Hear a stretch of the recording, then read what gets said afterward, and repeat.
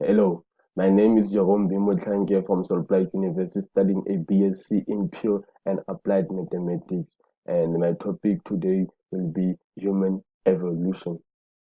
Human evolution is a very controversial topic with many beliefs and disbeliefs.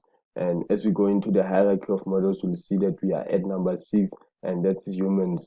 And we will deal about human evolution, seeing why is a planet Earth habitable to human beings.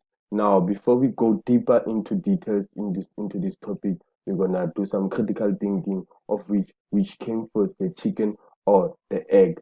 Understanding being able to answer this question correctly is a step closer to understanding the topic human evolution. Now, what are we going to outline in this talk? We're going to outline what is evolution. After learning what is evolution, we're going to learn about what are the evolutionary forces, meaning the forces that drive evolution. And after learning about evolution and the forces that drive it, we're going to learn about what now is human evolution. And these are the three basic questions we're going to go through in trying to understand the topic human evolution. Now, like I said, many beliefs and disbeliefs, and one of these beliefs is right here from South Africa, from the Zulu tribe. That belief that Mvelikanga was the first to appear and he sprang from a bed of reeds. And some people also believe in creationism. But we are scientists and we're gonna go through it the scientific way, which is via human evolution. And human evolution is a change in a species over geological time, mainly by climate change through a process called natural selection. Huh. Sounds familiar, right? And no, natural selection was firstly introduced by a scientist called Charles Darwin, and it states that species that are better adapted to the environment will survive, and those who are not will go extinct, meaning survival of the fittest. And now we're gonna go into evolutionary forces, which are mutation, genetic drift, and selection pressure. But genetic drift, unlike natural selection, it is dependent on chance and not dependent on chance and not adaptation to the environment. Like on this picture right here below, we have the green beetles and the brown beetles. Now, this green beetle survived because it survived because of chance, not because it was better adapted to the environment. Now that we learned about evolution and human evolution and the forces that drive evolution, now we're going to learn about human evolution. And what is human evolution? Human evolution is a change in human species over geological time, mainly by climate change through a process called natural selection. Yes. And so, does this mean we come from apes or we evolved from apes? No, but what does it mean? It means that we share a common ancestor. And how do we know that? We know this by because we have a 98% match with our DNA and the DNA of the chimpanzees. 98% match. Now, this table we're gonna look at the table of the global cooling since the demise of the dinosaurs. On your y-axis, you have your temperatures in degrees Celsius, and then on your axis, you have ages in million years ago. And you'll see that about 3 million years ago, we had the last common ancestor with the ape.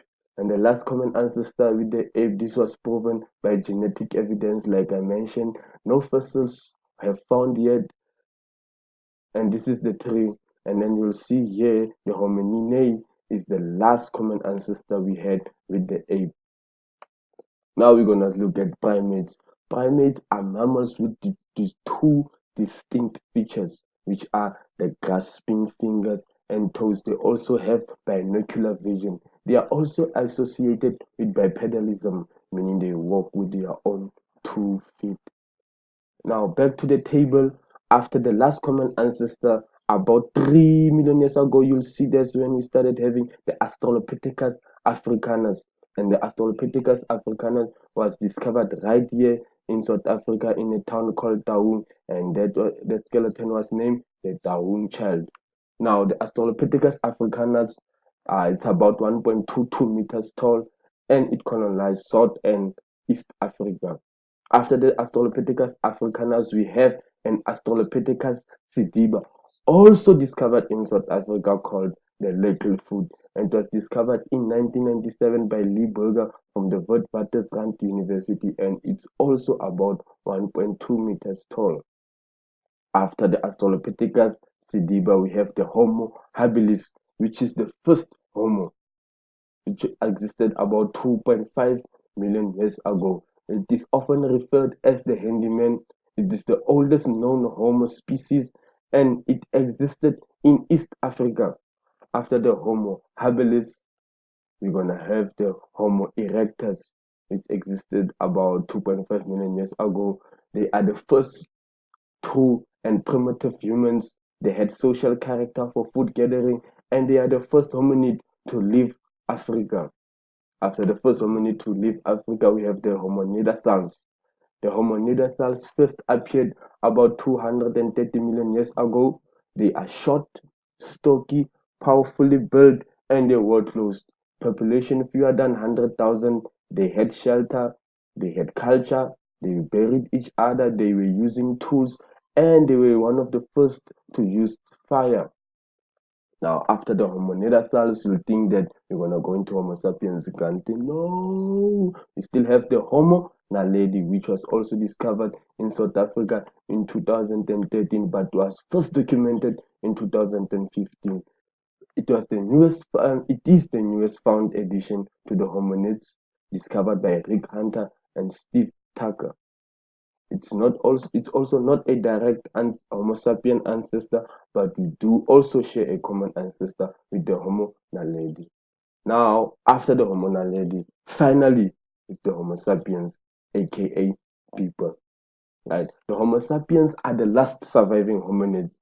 They formulated the spoken language and have extensive cultural evolution. The word Homo sapien means man who thinks. Now we're gonna look at these three gentlemen and try to identify who among them has 100% Homo sapien DNA. Drum roll, please. And boom, we found that the gentleman in the middle has 100% Homo sapien DNA. And why is that? That is because Africans are the only people who have 100% DNA. Unlike the Europeans and the Asians, with the European, the case is that they had intercourse with the Homo neanderthals. Hence, today they have about 3% Homo sapien 3% Homo neanderthals, not Homo sapiens. They have about 3% Homo neanderthals DNA. Now, as you will see, finally, from our last graph, on your y-axis, you have age in billion years ago, and on your x-axis, you have all the continents, and you will see that everything started in Africa, and now today we are everywhere. Now back to our critical thinking question.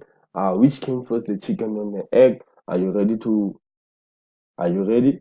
There we go. The egg came first. But wait, how did the egg come into existence? It must have needed a sperm, must have needed a chicken to lay it. How did the egg come from? And you learn by that the egg was laid by a bird that's not a chicken. The other way of looking at it is using the cousin ideology, right? You and your cousin do not come from the same parent, but you share a common grandparent. Now imagine that same logic, but over a long period of time, and see that there will come a point whereby your kids will not even know that you and your cousin are even cousins, and your kids will not know even that they are related. Now, the summary, what did we learn today? We learned what evolution is, what are the forces that drive evolution, the major types of evolution.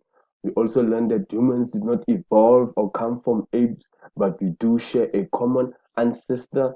We learned that evolution. We learned about the evolution of hominids, and last but not least, we learned that we are a unique product of evolutionary forces. Thank you.